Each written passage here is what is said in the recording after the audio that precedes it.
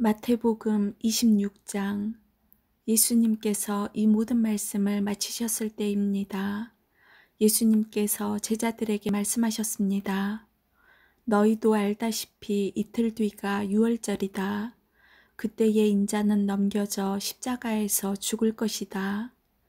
그때 대제사장과 장로들이 가야바라고 하는 대제사장 공관에 모였습니다. 그들이 조용히 예수님을 잡아 죽일 계획을 세웠습니다. 그러나 그들은 명절 기간에는 안 돼, 사람들 사이에 폭동이 일어날 수 있으니까 라고 말했습니다. 예수님께서 베다니에서 문둥병에 걸렸던 시몬의 집에 계셨을 때입니다.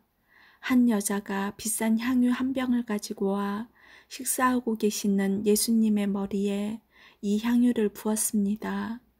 이 광경을 본 제자들이 화를 냈습니다. 왜 이 값비싼 향유를 낭비하는 것이요? 그것을 비싼 값에 팔아서 가난한 사람들에게 줄 수도 있었을 텐데 예수님께서 이것을 아시고 말씀하셨습니다.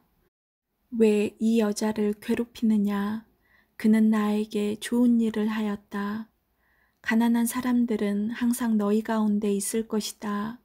그러나 나는 너희와 항상 함께 있지 않을 것이다. 이 여자는 내 몸에 향유를 부어 내 장례를 준비한 것이다. 내가 진정으로 너희에게 말한다. 온 세상에 복음이 전해지는 곳마다 이 여자가 한 일도 전해져 그를 기억할 것이다. 그때 12제자 가운데 한 명인 가룟 출신의 유다가 대제사장들에게 갔습니다. 가룟 유다가 말했습니다. 내가 예수를 당신들에게 넘기면 나에게 얼마를 주겠소? 제사장들은 유다에게 은 30개를 주었습니다. 그 후로부터 유다는 예수님을 넘길 기회를 노렸습니다. 무교절의 첫 번째 날에 제자들이 예수님께 와서 말했습니다. 유월절 음식을 어디에다 준비할까요? 예수님께서 대답하셨습니다. 성 안에 들어가 한 사람에게 이렇게 말하여라. 선생님께서 때가 가까웠으니 당신 집에서 제자들과 함께 유월절을 보내겠다고 말씀하십니다. 제자들이 예수님께서 말씀하신 대로 행하여 유월절을 준비하였습니다. 그날 저녁에 예수님께서 12명의 제자들과 함께 음식을 드시기 위해 앉으셨습니다. 모두들 식사를 하고 있을 때 예수님께서 말씀하셨습니다. 내가 너희에게 진정으로 말한다. 너희 중에 하나가 나를 배반할 것이다. 제자들은 매우 슬퍼하며 한 사람씩 예수님께 묻기 시작했습니다. 주님, 제가 그 사람은 아니지요. 예수님께서 대답하셨습니다. 나와 함께 그릇에 손을 넣는 자가 나를 배반할 것이다. 성경에 쓰여진 대로 인자는 떠나갈 것이다. 그러나 인자를 넘겨주는 그 사람에게는 화가 있다. 차라리 태어나지 않았더라면 자신에게 더 좋았을 것이다. 예수님을 배반한 유다가 예수님께 말했습니다. 선생님이여, 설마 제가 그 사람입니까? 예수님께서 그에게 내가 말했다 하고 대답하셨습니다. 식사 때에 예수님께서는 빵을 들어 감사기도를 드리시고 그것을 떼어 제자들에게 주시며 말씀하셨습니다. 받아 먹어라. 이것은 내 몸이다. 또한 예수님께서 잔을 들어 감사드리신 후 그것을 제자들에게 주시며 말씀하셨습니다. 너희 모두 이것을 마셔라. 이것은 죄를 용서하기 위하여 많은 사람들을 위해 붓는 나의 피, 곧 언약의 피이다. 내가 너희에게 말한다. 내가 아버지의 나라에서 너희와 함께 새롭게 마시는 그날까지 지금부터는 포도 열매로 빚은 것을 마시지 않을 것이다. 그들은 찬송을 부르고 올리브산으로 올라갔습니다. 예수님께서 제자들에게 말씀하셨습니다. 오늘 밤 너희는 모두 나를 버릴 것이다. 성경에 이렇게 쓰여 있다. 내가 목자를 칠 것이니 양이 흩어질 것이다. 그러나 내가 살아난 뒤에 너희보다 먼저 갈릴리로 갈 것이다. 베드로가 말했습니다. 다른 모든 제자들이 주님을 버릴지라도 저는 결코 버리지 않겠습니다. 예수님께서 대답하셨습니다. 내가 진정으로 너에게 말한다. 바로 오늘 밤 닭이 울기 전에 내가 나를 3번이나 모른다고 할 것이다. 베드로가 예수님께 말했습니다. 주님과 함께 죽을지라도 결코 주님을 모른다고 하지 않을 것입니다. 다른 제자들도 모두 똑같이 말했습니다. 그때 예수님께서 제자들과 함께 겟세마네라고 불리는 곳으로 가셨습니다. 예수님께서 제자들에게 말씀하셨습니다. 내가 저기에 가서 기도하는 동안 여기 앉아 있어라. 그리곤 베드로와 세베대의 2 아들을 데리고 가셨습니다. 예수님께서는 매우 근심하시며 괴로워하시기 시작하셨습니다. 예수님께서 세 제자에게 말씀하셨습니다. 내 마음이 괴로워 죽을 지경이다. 여기서 머무르며 나와 함께 깨어 있어라. 그리고 나서 약간 떨어진 곳으로 가서 얼굴을 땅에 대고 기도하셨습니다. 나의 아버지, 할 수만 있다면 제게서 이 잔을 지나가게 해주십시오. 그러나 내 뜻대로 하지 마시고 아버지의 뜻대로 하시길 원합니다. 기도하신 후 제자들에게 오셔서 제자들이 자고 있는 것을 보시고 베드로에게 말씀하셨습니다. 너희들은 1시간도 나와 함께 깨어 있을 수 없느냐? 깨어서 너희가 시험에 빠지지 않도록 기도하여라. 영은 원하지만 육체가 약하구나. 예수님께서 다시 가셔서 2번째 기도를 하셨습니다. 나의 아버지여, 이것이 제게서 지나갈 수 없고 제가 마셔야만 한다면 아버지의 뜻대로 되기를 기도합니다. 그리고 나서 다시 제자들에게 가셔서 제자들이 자고 있는 것을 보셨습니다. 그들은 너무 졸렸던 것입니다. 그래서 예수님께서는 제자들을 놔두고 다시 3번째로 기도하셨습니다. 예수님께서는 같은 기도를 한 번 더 하셨습니다. 그 다음에 예수님께서 제자들에게 돌아오셔서 말씀하셨습니다. 아직도 자고 있고 쉬고 있느냐? 보아라, 때가 가까이 왔다.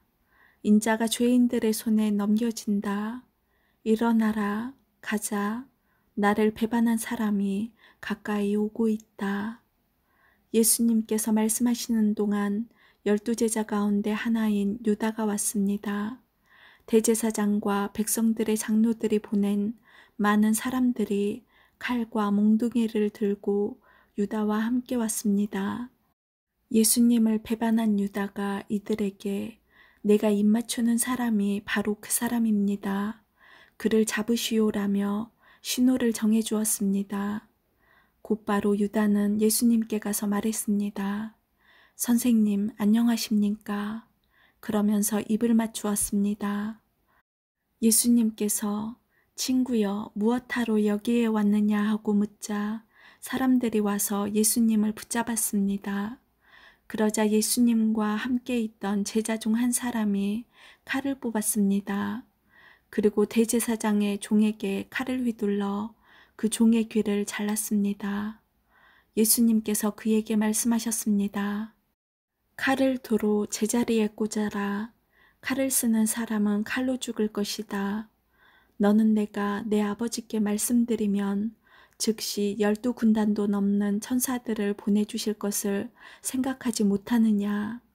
그러나 만일 그렇게 하면 이 일이 반드시 일어난다고 한 성경 말씀이 어떻게 이루어지겠느냐. 그리고 나서 예수님께서 사람들에게 말씀하셨습니다. 너희는 마치 강도를 잡을 것처럼 칼과 몽둥이를 가지고 왔구나. 내가 성전에 앉아 매일 가르쳤지만 너희는 나를 잡지 않았다. 이 모든 것은 예언자의 글을 이루기 위해 일어난 것이다. 그때 모든 제자들이 예수님을 버리고 도망갔습니다. 예수님을 잡은 사람들이 예수님을 대제사장 가야바에게로 끌고 갔습니다. 거기에는 율법학자들과 장로들이 모여 있었습니다. 베드로가 예수님과 멀찍이 떨어져 따라가 대제사장의 공관마당에 들어갔습니다. 그리고 결과를 보려고 경비원들 틈에 끼어 함께 앉았습니다. 대제사장들과 전체 의원들이 예수님을 죽이기 위해 예수님을 고소할 거짓 증거를 찾으려고 하였습니다. 많은 거짓 증인들이 나왔으나 아무 증거도 얻지 못하던 중 마침내 두 사람이 나왔습니다. 이들은 이 사람이 나는 하나님의 성전을 헐고 그것을 3일 만에 다시 세울 수 있다라고 말했습니다. 라고 증언했습니다. 대제사장이 일어서서 예수님께 물었습니다. 당신은 아무 대답도 하지 않겠소? 이 사람들이 당신에게 불리한 증언을 하는 것에 대한 당신의 답변은 무엇이오? 그러나 예수님께서는 아무것도 말씀하시지 않았습니다. 다시 대제사장이 예수님께 물었습니다. 내가 살아계신 하나님께 맹세하고 당신에게 명령하니 우리에게 말하시오. 당신이 하나님의 아들 그리스도요. 예수님께서 대답하셨습니다. 내가 말했다. 그러나 내가 너희에게 말한다. 이제 이후로 인자가 전능하신 자의 오른쪽에 앉아 있는 것과 하늘 구름을 타고 오는 것을 볼 것이다. 그러자 대제사장이 자기 옷을 찢으며 말했습니다. 이 사람이 하나님을 모독했다. 더 이상 증인이 필요 없다. 여러분 모두가 이 사람이 하나님을 모독하는 것을 들었다. 어떻게 생각하는가? 사람들이 대답했습니다. 죽어 마땅합니다. 그리고 사람들은 예수님의 얼굴에 침을 뱉고 주먹으로 치고 손바닥으로 때리며 그리스도야 누가 너를 때렸는지 맞춰보아라 하고 말했습니다. 베드로가 대제사장 공관 마당에 바깥쪽에 앉아 있었습니다. 그때 어떤 여자 하인이 와서 말했습니다. 당신도 갈릴리 사람 예수와 함께 있었지요. 그러자 베드로는 당신이 무슨 말을 하고 있는지 모르겠소라며 모든 사람들 앞에서 그렇지 않다고 말했습니다. 베드로가 대문 있는 데로 나가자 다른 여자 하인이 거기 있던 사람들에게 말했습니다. 이 사람은 나사렛 예수와 함께 있던 사람이에요. 또다시 베드로는 나는 그 사람을 모릅니다라고 맹세를 하며 그렇지 않다고 말했습니다. 잠시 후 서 있던 어떤 사람들이 베드로에게 가서 말했습니다. 분명히 너는 그들과 한패다. 내 말씨를 보니 틀림없다. 그러자 베드로는 저주를 하며 맹세했습니다. 나는 저 사람을 모릅니다. 그러자 바로 닭이 울었습니다. 베드로는 지난번 예수님께서 자기에게 하신 말씀이 기억났습니다. 닭이 울기 전에 너는 나를 3번이나 모른다고 할 것이다. 베드로는 밖으로 나가 몹시 울었습니다. 27장. 다음 날 아침이 되자 모든 대제사장과 백성의 장로들이 예수님을 죽이려고 논의를 하였습니다. 그들은 예수님을 묶어 총독인 빌라도에게 데려가 그에게 넘겨주었습니다. 예수님을 배반한 유다는 예수님이 유죄 판결을 받은 것을 보고 양심의 가책을 느꼈습니다. 그래서 은 30개를 대제사장과 장로들에게 돌려주었습니다. 유다가 말했습니다. 내가 죄 없는 피를 팔아넘기는 죄를 지었습니다. 그들이 대답하였습니다. 그게 우리와 무슨 상관이냐? 그것은 너의 문제다. 유다는 은화를 성전 안에 내던지고 나가서 목매어 자살했습니다. 대제사장들이 성전에서 그 돈을 거두고 말했습니다. 이 돈은 핏값이니 성전에 두는 것은 안 될 일이다. 그들은 서로 의논하여 그 돈으로 토기장이의 밭을 사 나그네들의 묘지로 삼기로 결정했습니다. 그 밭은 지금까지 피밭이라고 불립니다. 그래서 예언자 예레미야가 말한 것이 이루어졌습니다. 그들은 은화 30개, 즉 이스라엘 사람들이 몸값이라고 정한 값을 받았다. 그리고 토기장이에 밭을 샀는데 밭값으로 그 돈을 주었다. 이것은 주께서 내게 지시하신 그대로이다. 예수님께서 총독 앞에 서셨습니다. 총독이 예수님께 물었습니다. 당신이 유대인의 왕이요. 예수님께서 내가 말하였다라고 대답하셨습니다. 대제사장과 장로들이 예수님을 고발하였지만 예수님께서는 아무 대답도 하지 않으셨습니다. 그래서 빌라도가 예수님께 말했습니다. 이 사람들이 너를 여러 가지로 고발하는 것이 들리지 않느냐? 그러나 예수님께서는 빌라도에게 단 한마디도 대답하지 않으셨습니다. 빌라도는 이것을 보고 이상하게 생각했습니다. 명절이 되면 백성들이 원하는 죄수 한 명을 총독이 사면해주는 관례가 있었습니다. 당시 감옥에는 바라바라고 하는 아주 악명 높은 죄수가 한 명 있었습니다. 사람들이 모였을 때 빌라도가 말했습니다. 너희는 누구를 놓아주기를 원하느냐? 바라바냐? 아니면 그리스도라고 하는 예수냐? 빌라도가 이렇게 말한 것은 사람들이 예수님을 시기해서 자기에게 넘겨준 것을 알고 있었기 때문이었습니다. 빌라도가 재판석에 앉아 있을 때 그의 아내가 사람을 보내 말했습니다. 저 죄 없는 사람에게 아무 일도 하지 마세요. 어젯밤 꿈속에서 제가 이 사람 때문에 몹시 고통을 받았습니다. 그러나 대제사장들과 장로들은 군중들에게 바라바를 놓아주고 예수님을 죽이도록 요청하라고 시켰습니다. 빌라도가 사람들에게 말했습니다.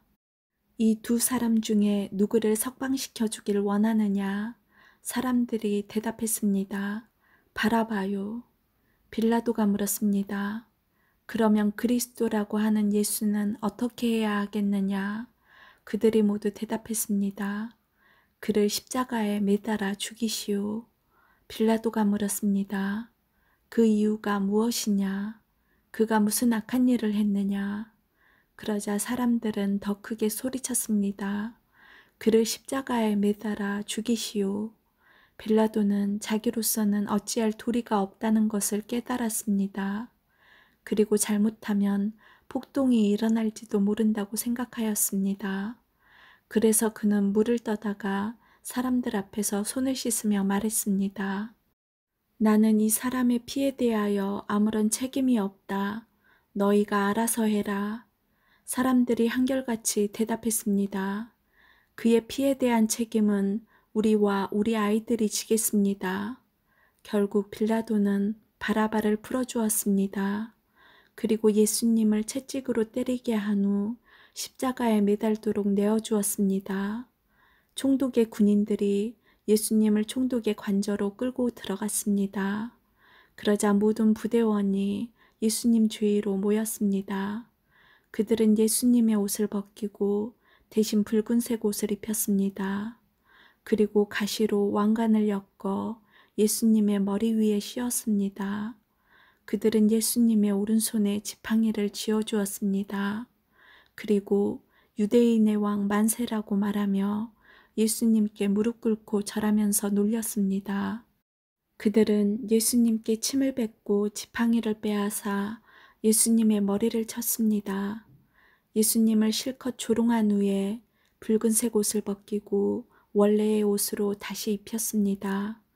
그리고 예수님을 십자가에 매달아 죽이려고 끌고 갔습니다. 군인들이 나가다가 구레네 출신의 시몬이라는 사람을 만났습니다.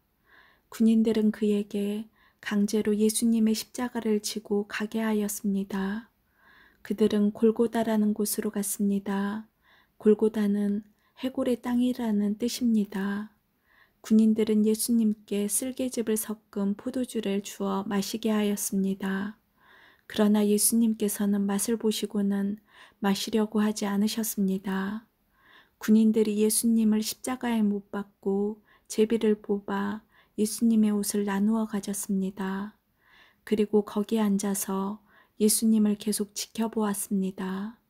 그들은 예수님의 머리 위에 이 사람은 유대인의 왕이다라고 쓴 죄패를 걸어 놓았습니다. 그때 두 강도가 예수님과 함께 십자가에 못 박혔습니다. 한 사람은 오른쪽에, 다른 한 사람은 왼쪽에 매달렸습니다. 지나가던 사람들이 고개를 저으면서 예수님께 욕을 하였습니다.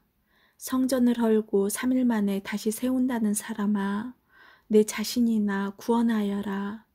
만일 하나님의 아들이라면 십자가에서 내려와 보아라. 이와 같이 대제사장들도 율법학자들과 장로들과 함께 예수님을 조롱하며 말했습니다.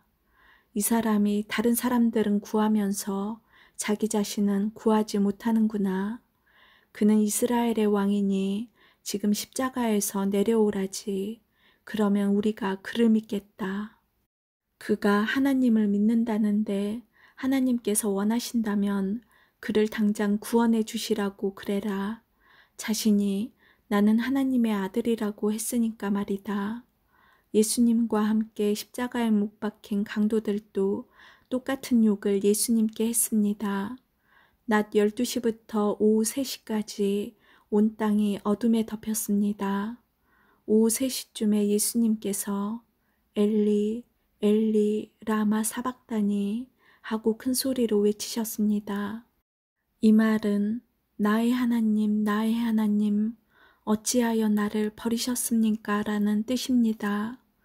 거기 서 있던 사람들이 이 말을 듣고 말했습니다. 이 사람이 엘리야를 부른다. 그러자 얼른 한 사람이 뛰어가서 해면을 가져다 신포도주를 적셨습니다. 그리고 예수님께서 마시도록 지팡이에 매달아 주었습니다. 나머지 사람들이 말했습니다. 가만 놔두어라. 엘리야가 그를 구원하러 오나 보자. 다시 예수님께서 큰 소리로 외치셨습니다. 그리고 숨을 거두셨습니다. 그때 성전 휘장이 위에서부터 아래까지 두 조각으로 갈라졌습니다. 땅이 흔들리고 바위들이 쪼개졌으며 무덤이 열리고 잠자던 많은 성도들의 몸이 다시 살아났습니다. 예수님께서 부활하신 후 그들은 무덤에서 나와 거룩한 성으로 들어가서 많은 사람들에게 나타나 보였습니다. 예수님을 지키던 백부장과 병사들이 지진과 일어난 모든 일들을 보고 매우 놀라면서 말했습니다. 이 사람은 정말로 하나님의 아들이었다. 많은 여자들이 멀리 떨어진 곳에서 이를 지켜보고 있었습니다. 이들은 갈릴리에서부터 예수님을 섬기려고 따라온 사람들이었습니다. 그 중에는 막달라 마리아와 야고보와 요셉의 어머니 마리아, 그리고 세베대의 아들들의 어머니가 있었습니다. 그날 저녁에 요셉이라는 아리마대 출신의 한 부자가 왔습니다. 그도 역시 예수님의 제자였습니다. 요셉은 빌라도에게 가서 예수님의 시신을 달라고 요청했습니다. 그러자 빌라도는 요셉에게 넘겨주라고 군인들에게 명령하였습니다. 요셉은 그 시체를 가져다가 깨끗한 천으로 둘렀습니다. 그리고 바위를 뚫어 만든 자신의 새 무덤에 예수님의 시신을 모셨습니다. 그는 큰 돌을 굴려 무덤의 입구를 막고 돌아갔습니다. 막달라 마리아와 다른 마리아가 무덤 맞은편에 앉아 있었습니다. 이튿날 곧 준비일이 지난 후에 대제사장들과 바리새파 사람들이 빌라도에게 왔습니다. 그들은 말했습니다. 각하, 그 거짓말쟁이가 살아있을 때 내가 3일 뒤에 살아날 것이다 라고 한 말이 기억납니다. 그러니 명령을 내리셔서 3일째 되는 날까지 그 무덤을 꼭 지키게 하십시오. 그의 제자들이 와서 시체를 훔쳐간 후 사람들에게 그가 다시 살아났다고 할 수도 있습니다. 그러면 이번 속임수는 처음 것보다 더 나쁜 결과를 가져올 것입니다. 빌라도가 말했습니다. 경비병들을 데리고 가서 당신들이 할 수 있는 대로 무덤을 지키시오. 그렇게 해서 그들은 무덤에 가서 돌을 봉인하고 경비병들을 시켜 무덤을 지키게 하였습니다. 28장. 안식일 다음 날, 즉 한 주의 첫날 동틀 무렵에 막달라 마리아와 다른 마리아가 무덤을 보러 갔습니다. 그때 강한 지진이 일어나고 하나님의 천사가 하늘에서 내려왔습니다. 그 천사는 돌을 굴려 치우고 그 위에 앉았습니다. 그 모습은 번개와 같았고 옷은 눈처럼 희었습니다. 경비병들이 그 천사를 보고 두려워 떨었고 마치 죽은 사람처럼 되었습니다. 천사가 그 여자들에게 말했습니다. 두려워하지 마라. 너희가 십자가에 못 박히신 예수님을 찾고 있다는 것을 알고 있다. 예수님은 여기 계시지 않다. 말씀하신 대로 다시 살아나셨다. 와서 예수님이 누우셨던 곳을 보아라. 그리고 빨리 가서 제자들에게 이렇게 말하여라. 예수님께서 죽음에서 다시 살아나셨습니다. 그리고 먼저 갈릴리로 가셨습니다. 거기서 예수님을 뵐 수 있을 것입니다. 보아라, 이것이 내가 너희에게 전할 말이다. 여자들은 재빨리 무덤을 떠났습니다. 그들은 두려우면서도 매우 기뻤습니다. 그들은 제자들에게 이 소식을 전해주려고 달려갔습니다. 그때 갑자기 예수님께서 여자들에게 나타나셔서 말씀하셨습니다. 잘 있었느냐? 여자들은 예수님께 다가가서 그의 발을 붙잡고 절했습니다. 그러자 예수님께서 말씀하셨습니다. 두려워하지 마라. 가서 형제들에게 갈릴리로 가라고 말하여라. 거기서 그들이 나를 볼 것이다. 여자들이 가고 있는 동안 몇몇 경비병들도 성으로 들어가 대제사장들에게 일어난 모든 것을 말하였습니다. 대제사장들은 장로들과 함께 모여 의논하였습니다. 이들은 경비병들에게 많은 돈을 주었습니다. 그리고 사람들에게는 밤에 예수의 제자들이 찾아와 우리가 잠든 사이에 그 시체를 훔쳐갔다고 말하여라. 만일 이 이야기가 총독의 귀에 들어가더라도 우리가 잘 말해서 너희들을 구해주겠다라고 말했습니다. 돈을 받은 경비병들은 그들이 시킨 대로 했습니다. 그래서 이런 소문이 유대인들 사이에 널리 퍼지게 되었고 오늘날까지 그렇게들 알고 있습니다. 11명의 제자들이 갈릴리로 가서 예수님께서 지시하신 산에 이르렀습니다. 그들은 예수님을 뵙고 절을 했습니다. 그러나 몇 명은 의심하기도 했습니다. 예수님께서 오셔서 말씀하셨습니다. 하늘과 땅의 모든 권세가 내게 주어졌다. 그러므로 너희는 가서 모든 민족을 제자로 삼아라. 아버지와 아들과 성령의 이름으로 세례를 주어라. 내가 너희에게 말한 모든 것을 지키도록 가르쳐라. 보아라, 내가 너희와 세상 끝날까지 항상 함께 있겠다. 아멘.